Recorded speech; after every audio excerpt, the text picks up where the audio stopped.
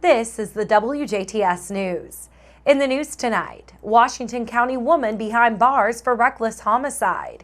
JPD needs public's help. Jasper man facing charges. Kurguksa will be in with sports, and our WJTS Informed segment continues as we talk with Dave Hurst, who is running for Jasper City Council. On our Monday with the Mayor segment, we speak with Jasper Mayor Dean Vonderheide. All to come on WJTS TV News.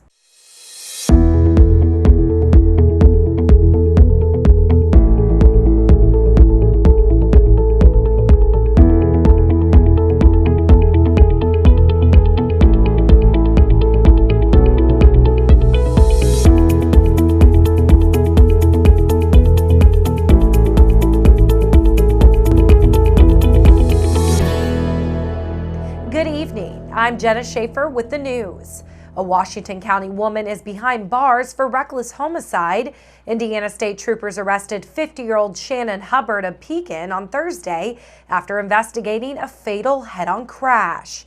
When drivers on US 421 in southern Ripley County on June 24th, Hubbard crashed into 21-year-old Henry Finney of Madison head-on. Finney later died at a nearby hospital. Hubbard was injured in the crash, but survived. While reconstructing the crash, state troopers learned that Hubbard was going 79 miles per hour southbound on US 421 trying to pass a car, but instead crashed into Finney, who was going northbound. Toxicology tests say Hubbard had THC in her system. Hubbard is in the Washington County Jail, waiting to be transferred to the Ripley County Jail for an initial circuit court appearance. The Jasper Police Department is asking for the public's help in identifying the driver of a Dodge Ram 1500. Witnesses say a dark gray Dodge Ram 1500 extended cab, possibly 2015 or newer, may have a fiberglass bed cover backed into a wooden frame sign in the Applebee's parking lot in Jasper around 11:50 p.m. Friday night. According to witnesses, the Dodge then drove away south on Mannheim Road before turning west onto Badenstrasse.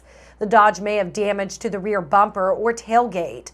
Anyone with information is asked to call the Jasper Police Department at 812-482-2255 or can remain anonymous by calling 812-481-2677. A Jasper man is facing charges after a pursuit ended with a crash earlier this month. 19-year-old Alexander L. Courthouse is charged with level 6 felony counts of criminal recklessness with a deadly weapon and resisting law enforcement with a vehicle, and misdemeanor counts of aggressive driving, criminal mischief, and reckless driving. These charges come after a 911 caller reported seeing Courthouse standing in the Badenstrasse area with a gun to his head on October 10th. DuBois County Sheriff deputies later located Courthouse driving recklessly in the Walmart GameStop parking lot. Courthouse then went northbound on 231 into Hayesville and turned onto State Road 56 before crashing at Orange County Road 1175 West. Courthouse was found unresponsive and was airlifted to an Evansville hospital. Police later found the weapon in his truck and learned it was a BB gun. Officials were granted an arrest warrant after Courthouse was treated and released. Courthouse was booked into the DuBois County Security Center Wednesday afternoon on the active warrant and released Thursday. Strong winds and heavy rain moved through the area Saturday, knocking out power to over 1,500 DuBois REC customers. According to the DuBois REC map, all power is restored. Strong winds also knocked down trees throughout the county. US 231 was closed for a brief period Saturday after a tree fell onto a truck. Huntingburg Police tells us the two people inside the truck were treated at the scene and released. A boil order is in effect for Holland Water customers in the town of Stendal until further notice.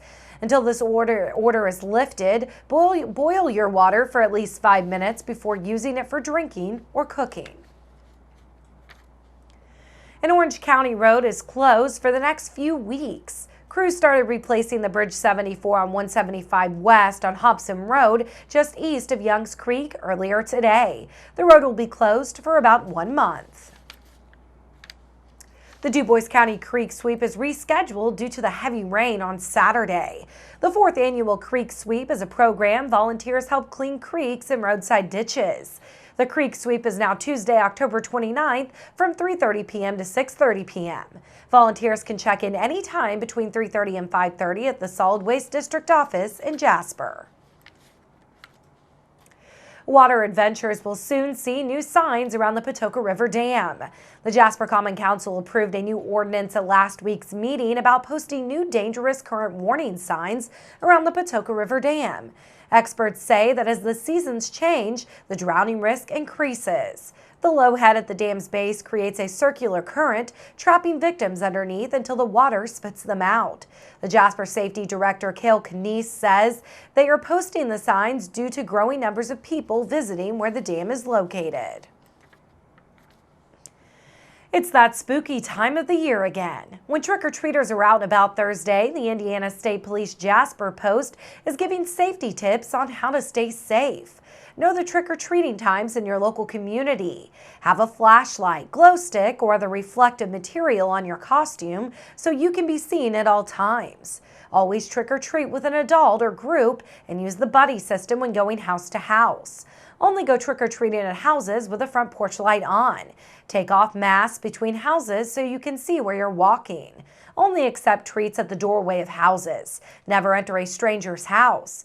If a trick-or-treater gets separated from the group, have them stay where they are and ask an adult for help. Before eating candy, have an adult inspect it. If out driving, slow down and drive with caution. The Indiana State Police Jasper Post hopes these safety tips help you enjoy your night out with friends and family while out trick-or-treating. We'll have local trick-or-treating times in a later newscast. The Patoka Lake Nature Center is hosting a special workshop for crafters. Family and friends can show off their creative side at the Winter Wreath Workshop at Patoka Lake. By coming, you can make your own wreath to take home and enjoy during the winter season. The workshop takes place on November 16th from 10 a.m. to 2 p.m. at the Patoka Lake Nature Center. Participants are encouraged to bring a light lunch and refreshments. There are only 20 spots open and pre-registration costs $15. To reserve your spot and for information, call the Nature Center at 812-685-2447. Hundreds of residents braved Saturday's rainy weather to properly dispose of unwanted medications. Dubois County's biannual medication collection day is part of the DEA's national event, allowing residents to safely dispose unused, old, and expired medication. The Birdseye and Ireland Fire Departments and Indiana State Police Jasper Post worked together to collect hundreds of pounds of unwanted medications. In total, TRICAP RSVP Director Becky Beckman says the 4-hour event brought in 402 pounds of unused medications for proper disposal. Beckman explains how important this event is for the community. You know, we've been doing this for so long. We should be up close to have collected 6 tons now. And when this started out, it was our concern for seniors and in caregiving duties and spouses with dementia and how important it is to get the medicines out. But now we also have combined that with environmental stewardship and to keep all of these out of our rivers, our groundwater. But also now because drugs, you know, they're on the scene nationally. This is a terrific problem that we have. So we've been working with all of these different groups to have people clean these out of their medicine cabinets and drawers and every other place you can hide things and just get them out of the house. Each item safely disposed reduces contaminating the water system, reducing the potential for accidental overdoses and the ingestion of outdated or incorrect medications. Another collection day will be scheduled for the spring of 2020. Residents can also safely dispose medications 24/7 at the Jasper City Police and Huntingburg Police Department drop boxes. Stay tuned. Weather, sports, and our WJTS Informed segment are coming up next on 18 WJTS.